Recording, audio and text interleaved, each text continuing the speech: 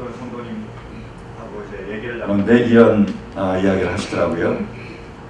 어느 목사님이 등산을 굉장히 좋아했답니다. 그래서 이 목사님은 많은 분들하고 같이 등산을 즐기기 시작했어요. 근데 어떤 분들이 이제 같이 참여하지 못하면 혼자서라도 산에 오르셨습니다. 너무 등산을 좋아하니까요. 자, 하루는 이 목사님 혼자서 산에 오르시는 거예요. 쭉 오르는데 발을 헛디뎠습니다. 미끄러졌어요. 그래서 위에서 쭉 내려오기 시작하는데 절벽 끝까지 가는 거예요. 그래서 딱 떨어질 뻔했는데 마침 절벽 끝에 나뭇가지가 있었습니다. 그래서 그 나뭇가지를 붙들고 절벽에 대롱대롱 매달리신 거예요. 그리고 외칩니다. 거기 누구 없습니까? 나 좀 살려주세요. 막 외치는 거예요. 그때 목소리가 들립니다. 김 목사야, 김 목사야. 누구세요? 네가 믿고 있는 하나님이다. 그럼 목사님 얘기하시는 거죠. 아, 정말 잘 됐네요. 저 좀 구해주세요. 이렇게 얘기하는 거예요. 하나님이 그렇게 얘기하십니다. 네가 나를 믿느냐? 믿습니다. 그럼 우선 네가 손을 잡고 있는 그 나뭇가지 먼저 놓아라. 얘기합니다. 그 목사님, 아니 그게 무슨 말입니까? 제가 떨어져 죽을 뻔하다가 간신히 나뭇가지를 잡아서 절벽에 매달리고 있는데 이거 제가 놓으면 죽습니다. 무슨 소리입니까? 라고 얘기한 거예요. 다시 하나님이 얘기하시는 거예요. 김 목사야, 김 목사야, 네가 나를 믿느냐? 믿습니다. 그러면 우선 그 나뭇가지를 잡은 손을 내려놓아라. 얘기합니다. 목사님 다시 따지는 거예요. 안 됩니다. 이거 너무 죽습니다. 안 됩니다. 아, 좀 제발 좀 살려주세요. 라고 얘기한 거예요. 마지막으로 또 묻습니다. 김 목사야, 김 목사야, 네가 나를 믿느냐? 그러면 이 손을 먼저 놓아라. 정적이 흐릅니다. 그래서 마침내 목사님이 소리치는 거예요. 거기 하나님 말고 다른 분 안 계세요? 저는 그 얘기를 들으면서 많이 웃었습니다. 그러면서 이런 생각이 갑자기 떠오르더라고요.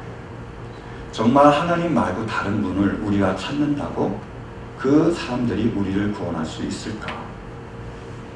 정말 우리가 하나님 말고 다른 것을 찾는다고 그 어떤 것이 우리를 문제에서 구원할 수 있을까? 여러분 어떻게 생각하십니까? 하나님 말고 다른 어떤 분이 다른 무엇이 우리를 구원할 수 있습니까? 없습니다. 우리의 구원은 오직 하나님께 있습니다. 하나님만이 우리를 구원하십니다. 오늘 본문 말씀을 통해서 밝혀주신 진리도 바로 그겁니다. 하나님이 우리를 구원하시겠다는 거예요. 하나님은 반드시 우리를 구원하십니다. 말씀 보실까요? 본문 10절이요. 시작. 우리가 하나님의 원수일 때에도 하나님의 아들의 죽으심으로 말미암아 하나님과 화해하게 되었다면 화해한 우리가 하나님의 생명으로 구원을 얻으리라는 것은 더욱더 확실한 일입니다. 아멘. 하나님 우리에게 약속하고 있습니다. 말씀하고 계세요. 뭐요? 반드시 우리를 구원하실 거라는 거예요. 여러분, 우리의 하나님이 우리를 모든 문제에서 구원하실 것을 믿으십니까? 우리의 재정도, 우리의 질병도, 우리의 자녀도, 우리의 신분도 그 어떤 문제가 있더라도 우리 하나님 아버지께서 이 문제에서 우리를 구원하실 것을 믿으십니까? 구원하신다는 거예요. 저 이 땅에서 구원이 이루어지지 않는다 할지라도 저 하나님 나라에서는 반드시 우리를 모든 문제에서 구원하십니다. 여러분, 이 말씀을 믿기에 우리를 구원하실 거에 대한 그 소망을 우리 모두가 이룰 수 있게 되기를 간절히 바랍니다. 하나님 우리 가운데서 역사하신 거예요. 소망을 이루어 가십니다. 그래서 지난주에 말씀드린 것처럼 소망을 이루는 첫 번째 단계가 뭐죠? 그것은 소망을 품는 겁니다. 소망을 멈춰 품어야 돼. 하나님께서 정말 나를 이 문제에서 구원하실 거라는 그 소망을 품을 때에 소망을 이루는 첫 번째 단계를 우리가 시작할 수 있습니다. 사랑하는 성도 여러분, 정말로 우리 하나님께서 모든 문제에서 우리를 구원하실 것을 믿으십니까? 이 소망을 품을 수 있게 되기를 간절히 바랍니다. 두 번째로 소망을 이루는 두 번째 단계는 뭐죠? 환난입니다. 소망을 품어서 바로 되면 좋겠지만 그 다음에 우리를 찾아오는 것이 환난입니다. 근데 환난은요, 우리의 목적지를 가로막는 걸림돌이 아니라 오히려 우리의 목적지로 이끄는 디딤돌입니다. 환난이 오더라도 힘든 일이 있더라도 한 걸음 한 걸음 밟아 나가시며 하나님이 이루실 그 구원을 향하여 나아갈 수 있는 우리 모두가 되시기를 간절히 축원합니다. 세 번째 단계는 뭐죠? 인내입니다. 광야는 우리의 환난은 분명히 우리를 약속의 땅, 축복의 땅으로 인도하는 통로입니다. 근데 그 광야에 간다고 누구나 다 축복의 땅을 들어가는 것은 아닙니다. 인내하며 끝까지 믿고 참는 사람만 그 땅에 들어갈 수 있습니다. 여러분 끝까지 참고 인내할 수 있기를 간절히 축원합니다. 그러면 네 번째 단계는 뭐죠? 소망을 이루는 네 번째 단계는 무엇입니까? 오늘 본문 말씀 보실까요? 4절이요. 자, 시작. 인내력은 단련된 인격을 낳고 단련된 인격은 희망을 낳는 줄 알고 있기 때문입니다. 아멘. 세 번째, 인내를 통해서 뭘 낳습니까? 연단을 낳습니다. 단련을 낳는 거예요. 그리고 단련을 통해서 마지막 확실한 소망을 낳게 됩니다. 그래서 소망을 이루어주신 네 번째 단계가 연단입니다. 단련입니다. 저는 우리 모두에게 이 은혜가 있을 수 있기를 간절히 축원합니다. 근데 단련이라는 단어를 성경에서 찾아오면 도키메라는 원어를 쓰고 있습니다. 도키메는요, 단련, 연단이라는 뜻을 가지고 있습니다. 근데 또 하나 어떤 뜻이 있냐면 시험, 테스트, 혹은 증명, 프루프라는 의미를 가지고 있어요. 무슨 말이냐면 시험이 있고 시험을 통해서 자기 자신을 드러냄으로써 확실한 소망에 이른다는 의미를 가지고 있습니다. 이렇게 설명을 해볼게요. 사진 한 장 보여주시겠습니까? 자, 여러분 저 아이가 누군지 혹시 아십니까? 굉장히 유명한 사람입니다. 우리 모두가 원래 다 알고 있는 사람이에요. 그 사람의 어릴 적 얼굴입니다. 누구랑 비슷하게 생긴 것 같으세요? 자, 그럼 그 다음 사진 한번 보여주시겠어요? 이러면 아시겠습니까? 누구 같아요? 김연아 씨요. 그렇죠? 역시 세련되시고 센스가 빠른 분이 계세요. 김연아 선수의 어릴 적 모습을 보여준 겁니다. 김연아 선수는요, 어릴 적에 어떤 소망이 있었을까요? 내가 열심히 피겨스케이팅을 해가지고 올림픽에서 금메달을 딸 것이다.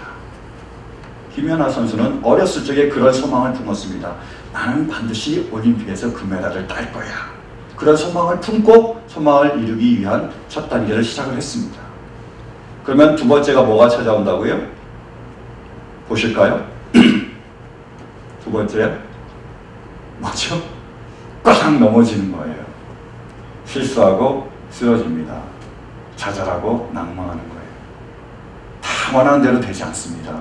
부단히 넘어져야 되고요. 부단히 쓰러져야 되고요. 부단히 무너져야 되는 거예요. 환란이 찾아옵니다. 그러면 여기서 만약에 포기한다면 어떻게 될까요? 내가 소망을 품고 있었는데 환란이 온다고 아유 나는 올림픽에서 금메달을 딸 수 없어라고 포기한다면 금메달을 딸 수가 없지요. 그럼 어떻게 해야 되지요? 세 번째로요. 그 다음이요. 인내해야 됩니다. 발이 부르터도 발이 찢어져도 발목에 골절이 와도 고관절에 골절이 와도 척추가 휘어져서 10도 정도 휘어서 김연아 선수는 가만히 있으면요 이게 서 있지 못합니다. 한쪽으로 기울어져요. 척추가 휘었기 때문입니다. 꼭 기대해야 돼요.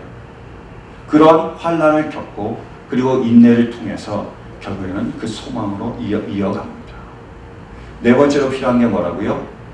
시험과 증명입니다. 다시 보실까요? 김연아 선수는 열심히 했습니다. 준비를 했어요. 그리고 자기가 끝까지 환난 가운데 인내했습니다. 근데 금메달을 따려면 그 다음 단계가 뭐죠? 올림픽에서 금메달을 따려면 시험 무대에 올라야 됩니다. 그 무대가 어디죠? 올림픽이잖아요. 올림픽에 참가하지 않고는 그 시험을 통과하지 않고는 금메달을 딸 수가 없습니다. 그래서 올림픽에 참가한 거예요. 멋있게 스케이트를 탑니다. 두 번에 걸쳤어요. 그죠? 그래서 어떤 결과가 나오죠? 세계 신기록입니다. 내가 어떤 사람인지를 그 시험 무대를 통해서 증명한 거예요. 자기가 이제까지 열심히 노력한 그 모든 것을 다 보여주었습니다. 그래서 세계 신기록 그 점수를 받았고요. 모든 사람보다 가장 높은 점수였습니다. 그 다음에 기다리는 게 뭘까요? 금메달을 딸 거라는 소망 아니겠습니까? 내가 1등이 됐는데 이제 다 끝났는데 그 다음에 기다리는 게 뭐예요? 당연히 금메달 주지 않을까요? 이겁니다. 어렸을 때 그 확실한 소망 전에 있었던 그 소망을 품었는데 마지막 단계에서 뭐를 가지고 있는 거죠? 이제는 완전히 금메달을 딸 거라는 확실한 소망을 갖고 있는 겁니다.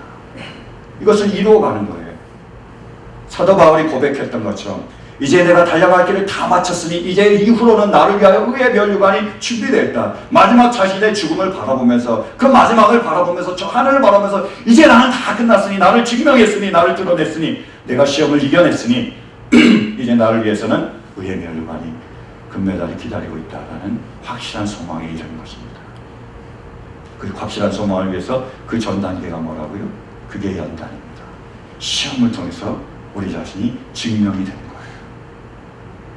사랑하는 성도 여러분, 정말로 확실한 소망에 이르기를 원하십니까?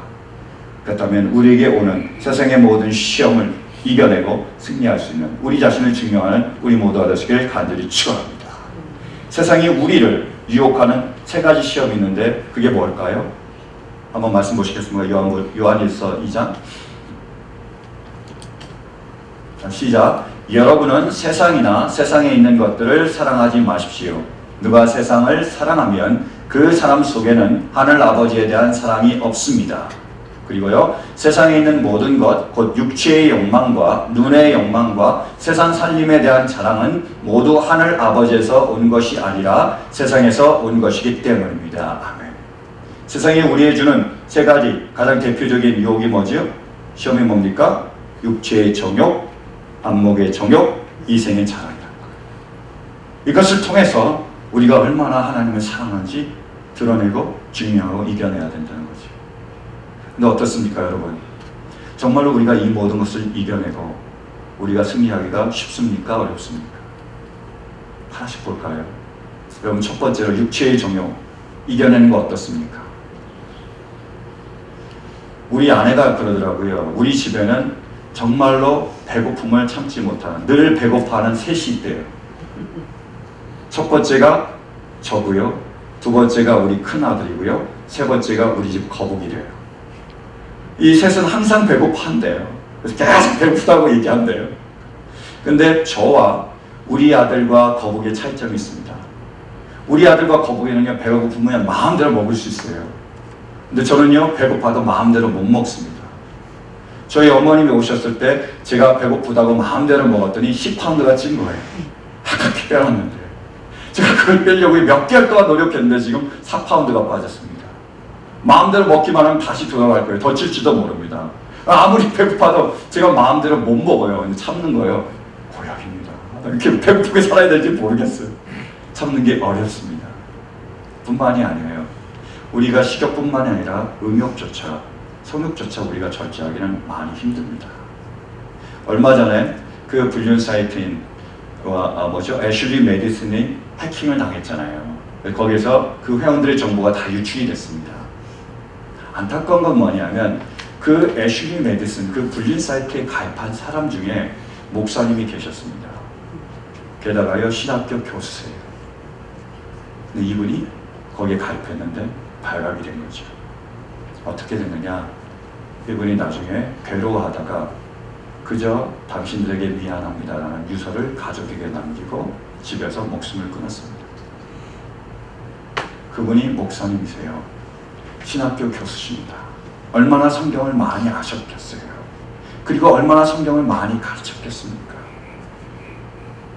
여러분, 성경을 많이 아는 것 중요하지요. 그죠? 성경을 공부하는 것 참 중요합니다. 더 중요한 게 뭐죠? 더 어려운 게 뭘까요? 정말 더 하나님 필요한 게 뭘까요? 말씀대로 사는 겁니다. 그게 어려워요. 목사님이라도 신학교 교수라도 자기 육체의 정욕을 이겨낸 것은 어렵습니다. 뿐만이 아닙니다. 이생의 자랑은 어떻습니까? 여러분, 우리가 세상에 그 명예요, 그 권력요, 남보다 더 높이 올라가는 이 마음을 우리가 정말로 잘 이겨낼 수 있습니까? 쉽습니까? 쉽지 않아요. 얼마 전에 손봉호 교수님이 한국에서 이 미국에 오셨습니다. 그래서 기윤실, 기독교 윤리 실천 운동에 그런 주관으로 거기에 오셨어요. 그리고 연설을 하셨어요. 강연을 하셨습니다. 그 강연 내용 중에 하나가 이 내용이었습니다. 성공은 실패의 어머니다. 많이 들어봤죠? 우리가 들은 게 뭐죠? 실패는 성공의 어머니다인데 이걸 뒤집어서 그분이 얘기하시기를 성공은 실패의 어머니다 라고 얘기하셨어요. 그래서 이렇게 얘기하셨습니다. 저는 한국 교회의 실패의 원인은 성공이었다고 봅니다. 차라리 핍박받는 가난한 다수가 되었다면, 돈, 권력, 명예에 초연하고 복음의 순수성에 집착했다면 이렇게 비판의 대상이 되진 않았을 것입니다. 돈, 권력, 명예 때문에 신앙이 수단이 되었습니다. 그게 바로 번영신학이며 샤머니즘입니다. 돈 많이 버는 게 축복이고 권력이 높으면 성공인지라 수단과 방법을 가리지 않고 돈, 권력을 추구합니다. 더 많은 교인수, 더 큰 예배당 추구하다 보니 불신자들이 교회를 사업체, 구멍가게로, 이상한 종교로 보기 시작합니다. 한국 사회는 정직하면 돈 벌기 힘듭니다. 돈이 하나님 축복의 상징이다 보니 하나님의 축복을 받기 위해 부정을 저지릅니다. 최근 성환종 장로, 이규태 장로, 박상철 장로가 대표적입니다. 신혼그룹에 있는 박성철 장로는 참 경건했습니다. 어떤 사람은 박성철 장로 회사에 가보고 이게 회사인지 교회인지 모르겠다 할 정도였지만 지금은 감옥에 가 있습니다. 성공이 실패의 원인입니다. 어떠세요? 신혼그룹 그 박 장로님은 굉장히 경건하신 분이잖아요. 그 회사에 가보면 이게 회사인지 교회인지 헷갈릴 정도로 너무나 은혜가 충만한 거예요. 근데 그 장로님이 어디에 가 계신다고요? 감옥이에요. 권력과 그 명예욕과 이 모든 것을 우리가 이겨내기는 쉽지 않습니다. 세 번째로요. 안목의 정욕은 어떻습니까? 여러분, 하나님께서 우리에게 축복을 내려주시고 우리가 원하는 기도대로 다 응답하여 주시고 우리가 그 원하는 모든 것을 이루어 줄 때는 우리가 하나님이 살아계심을 믿고 하나님이 우리를 사랑하신다는 것을 믿기 쉽습니다. 그렇죠? 얼마나 좋습니까? 다 들어주신데 그래! 하나님 정말 나를 사랑하시오. 하나님 정말 살아계셔. 라고 우리가 자신있게 얘기할 수 있을 거예요. 근데 만약에 여러분 하나님께서 우리의 기도에 응답하지 않으신다면 그토록 간절히 원하는데 그토록 간절히 울부짖는데 그 기도에 아무도 응답이 없다면요. 내가 원하는 일은 오히려 이루어지지 않고 내가 원하지 않는 그 일이 이루어진다면 내가 그토록 노력하는데 내가 그토록 애쓰는데 내가 그토록 힘을 다 하는데도 불구하고 그 일이 성사되지 않는다면요. 여전히 그대로 가면요. 그럼에도 불구하고 여러분 하나님의 살아계심을 믿을 수 있으십니까? 여전히 그래도 하나님이 나를 사랑하심을 믿으실 수 있으십니까? 쉬운 일이 아닙니다. 아마 우리도 이렇게 외칠지 몰라요. 거기 하나님 말고 다른 분 안 계세요? 하나님은 안 들어주시네요. 다른 분 나 좀 구해주세요 라고 얘기할지도 모릅니다. 쉬운 일이 아니에요. 여러분, 그러면 우리에게 확실한 소망이 어떻게 되는 겁니까? 확실한 소망에 이르기 위해서 우리에게 필요한 게 뭐죠? 시험이 있어야 되고 거기서 우리를 증명해야 되는 겁니다. 김연아 선수처럼, 사도 바울처럼, 예수님처럼 내가 단단히 하나님을 사랑 안 하고 말로만 할 뿐만이 아니라 정말로 하나님의 살아계심과 하나님을 사랑함을 내가 드러내고 증명하고 그 모든 것을 보여주었을 때, 그것을 이루어냈을 때 우리는 당당하게 그 다음에 우리가 받을 의의 면류관, 금메달을 기다릴 수 있지 않습니까? 확실한 소망이 있지 않겠습니까? 근데 우리는 어떻죠? 가능한가요? 정말 세상이 주는 그 시험 우리가 언제나 이겨낼 수 있습니까? 그럼 이겨내지 못하는 우리에게 소망이 있습니까? 있습니다. 이유가 뭔지 아세요? 우리의 소망의 근거는 우리 자신이 아니라 바로 하나님, 그분의 사랑이기 때문입니다. 시험을 통하여 첫 번째로 증명되는 것은 우리와 하나님을 얼마나 사랑하는지, 하나님에 대한 우리의 사랑입니다. 근데요, 우리가 늘 보았듯이 우리의 사랑은 언제나 성공이 아니잖아요. 언제나 완벽하지 않습니다. 때로는 정말로 우리의 삶을 통하여 하나님을 사랑하는 것을 우리가 드러내 보일 때도 있지만, 때로는 아무리 노력해도 아무리 애써도 우리가 하나님을 사랑할 수 없음이 증명이 되는 거예요. 정말 놀라운 게 뭐냐면 그 시험을 통해서 하나님께서 증명하신 것은 뭐냐면 우리에 대한 하나님 아버지의 사랑입니다. 우리가 이루든 이루지 못하든 우리가 성공하든 실패하든 변함없이 언제나 영원토록 그 시험을 통해 드러나는 것이 바로 하나님의 사랑입니다. 시험은요, 하나님의 사랑을 드러내는 하나님의 무대입니다. 아브라함이 75세 때 하나님께서 아브라함을 부르십니다. 그리고 말씀하세요. 너는 본토 친척 아버지를 떠나 내가 내게 지시할 땅으로 가라. 내가 너를 축복해서 복의 근원이 되게 하겠고 너의 자손을 통해서 하늘의 별과 같이 바다의 모래와 같이 축복해주고 그들과 함께 하겠다고 약속하십니다. 그 말씀을 받고 아브라함이 길을 떠납니다. 갈 바를 알지 못하고 한 걸음 한 걸음 가는 거예요. 그래서 아브라함은 정말로 자기의 자손을 바랬습니다. 그 자손을 통해서 약속하신 대로 축복을 주시길 원했어요. 근데 1년이 지나고 2년이 지나고 계속 기다렸는데 아들이 없는 거예요. 10년 정도 기다리니까 더 이상 못 기다리는 겁니다. 그래서 어떻게 하죠? 하갈을 통해서 이스마엘을 낳습니다. 이게 화근이에요. 나중에 더 큰 문제가 됩니다. 그리고 또 10년이 지납니다. 다시 5년이 지나요. 25년이 지나서 100세가 되었을 때 하나님께서 드디어 응답해 주셨습니다. 그토록 기다리던 그 아들을 줬어요. 여러분 25년 만에 그 아들을 받았을 때 그 아들이 태어났을 때 얼마나 기뻤겠습니까? 하늘을 찌를 듯 기뻤을 거라고 생각합니다. 그래서 그 아들을 너무너무나 사랑합니다. 그 아들을 위해서 모든 것을 아낌없이 퍼부어 주는 거예요. 근데 얼마 지나서 10수년이 지났을 때 하나님이 정말로 이해할 수 없는 말씀을 하나 합니다.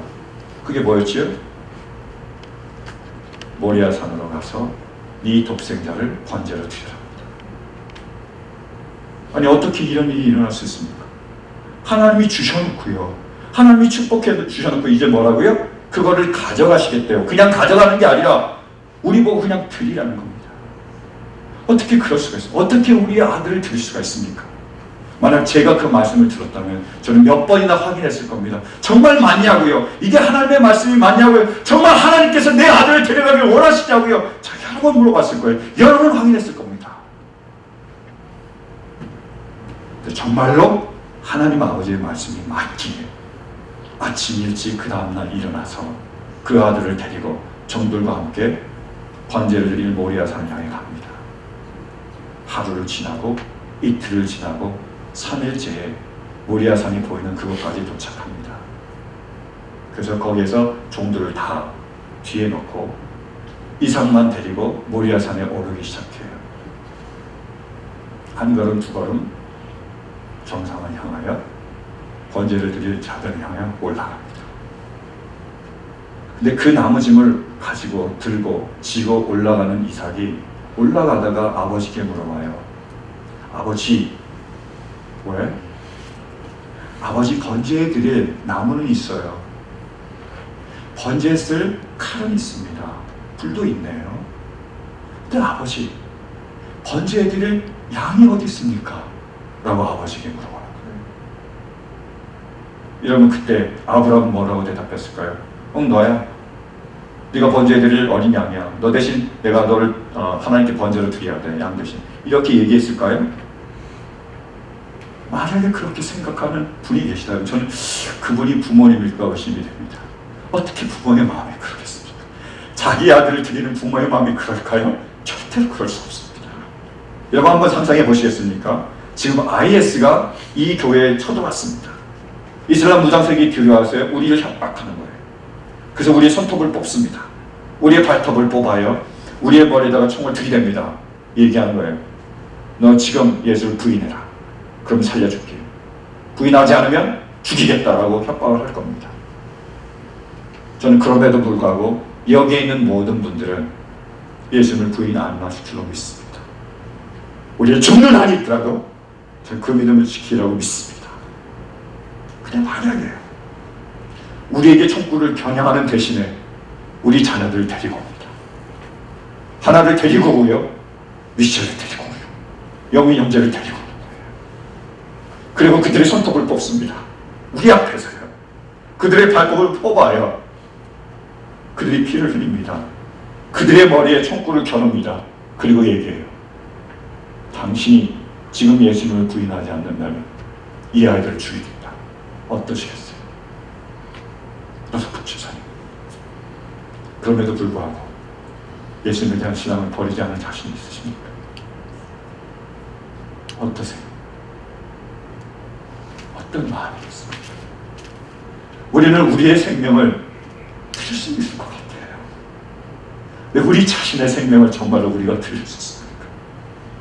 하나님을 사랑하기에 정말 우리가 그렇게 할 수 있을까요? 어려운 일입니다. 그것이 바로 그 이삭을 데리고 모리아의 산에 오르는 아브라함의 심정이 아니었겠습니까? 그 찢어지는 가슴을 가지고 그래도 아브라함은 계속 올라갑니다. 그리고 눈물을 흘리며 아들을 번제단에 올려놓고 칼을 들어 그 아들을 잡으려고 하는 거예요. 그때 하나님이 맞으십니다. 죽이지 말라는 거예요. 붙들어 주십니다.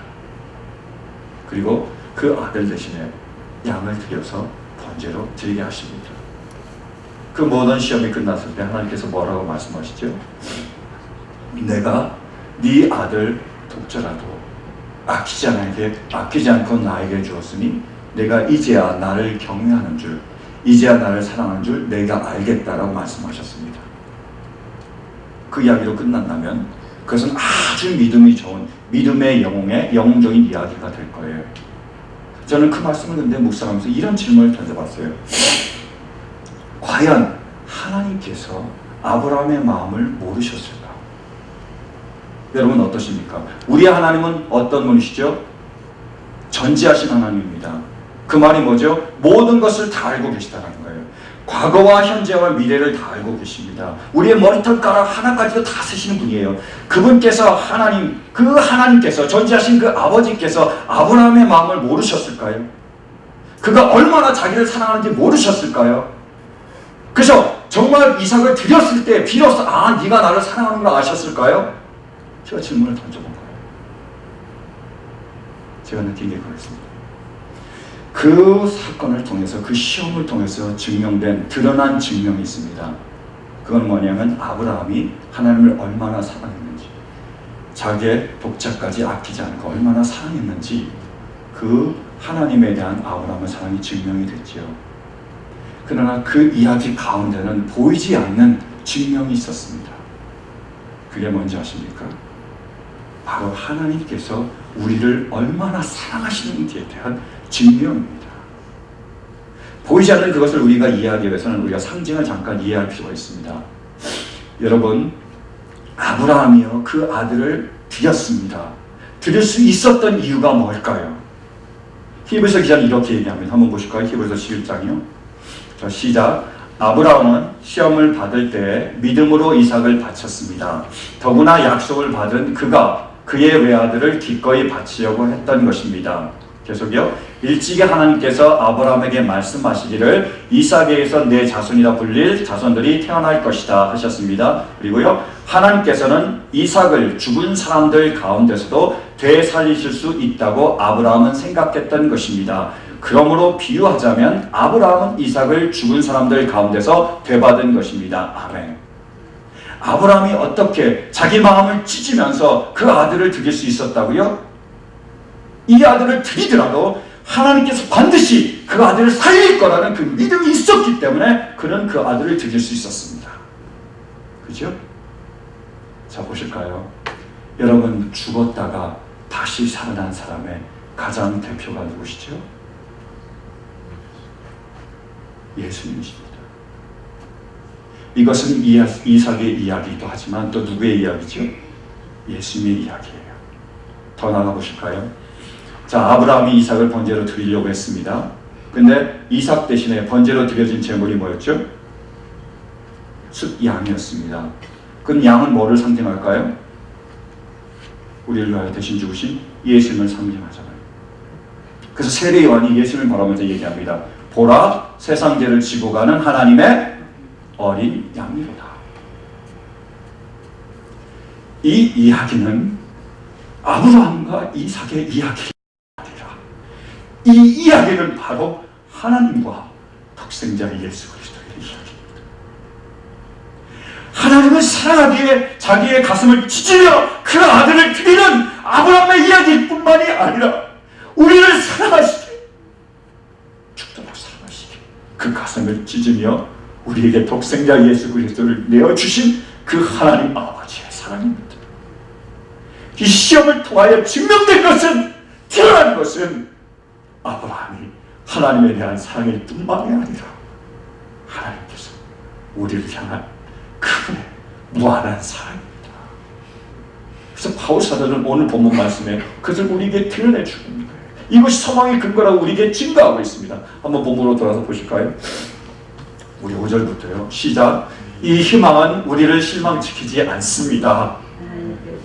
우리에게 주신 성령을 통하여 그의 사랑을 우리 마음속에 부어주셨기 때문입니다. 우리가 아직 약할 때에 그리스도께는 제때에 경건하지 않은 사람을 위하여 죽으셨습니다. 의인을 위해서라도 죽을 사람은 거의 없습니다. 더욱이 선한 사람을 위해서라도 감히 죽을 사람은 드뭅니다. 그러나 우리가 아직 죄인 되었을 때에 그리스도께서 우리를 죽으셨습니다. 왜요? 왜요? 이리하여 하나님께서는 우리들에 대한 자기의 사랑을 실증하셨습니다. 왜 독생자를 내주셨다고요?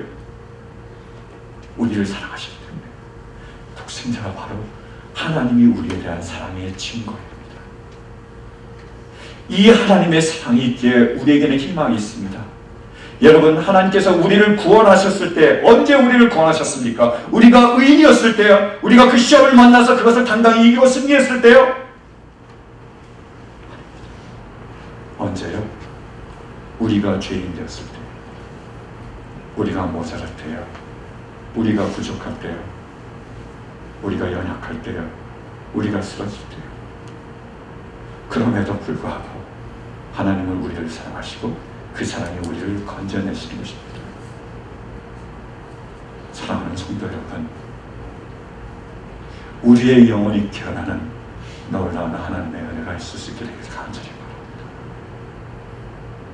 독생자를 주시기까지 내어주신 그분의 사랑이 우리 이 불같이 굳어버린 이 마음 가운데 전해질 수 있게 되기를 간절히 바랍니다.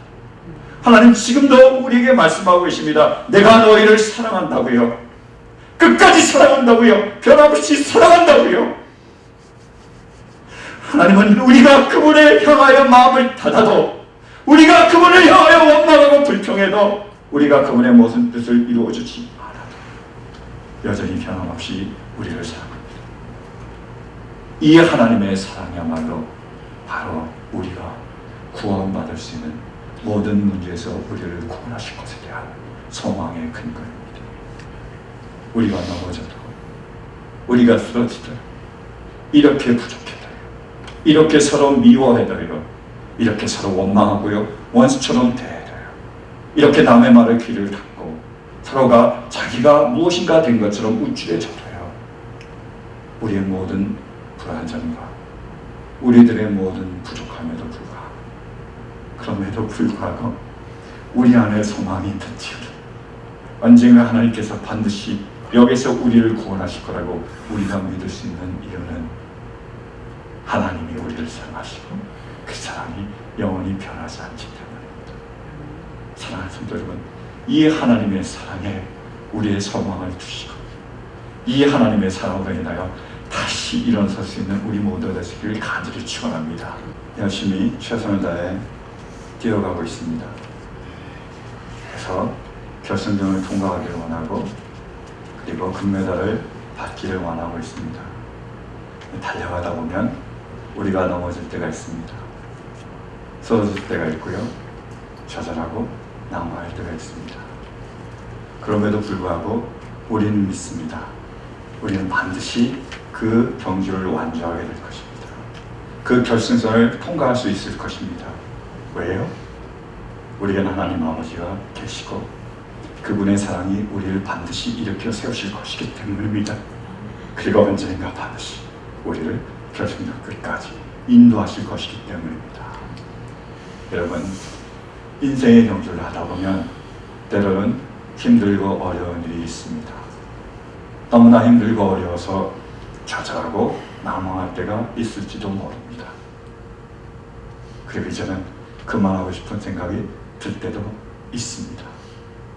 아니요, 지금 이 순간이 그런 순간일지도 모르겠습니다. 이제 너무 힘들고 어려워서,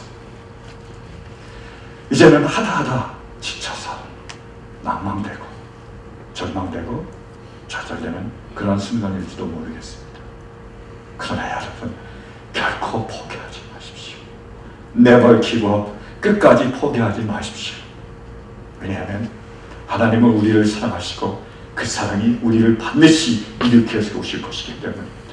그분이 반드시 우리의 모든 문제에서 우리를 구원하실 것이기 때문입니다.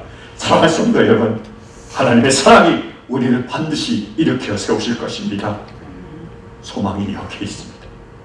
그러면 어떤 힘든 순간 가운데서도 결코 포기하지 않고 끝까지 나아가는 우리 모두가 되시기를 간절히 바랍니다. 사랑하는 성도 여러분, 우리 하나님께서 우리를 사랑하신 줄로 믿으십니까? 그분의 사랑이 영원히 변하지 않음을 믿으십니까? 그 사랑이 언젠가 반드시 우리를 세워주시고 우리를 이끄실 줄로 믿으십니까? 특히 다시 한번 일어서며 결코 포기 않는 우리 모두가 되시기를 간절히 축원합니다. 우리 이 믿음 가지고 다 같이 일어서서 찬양하시겠습니다.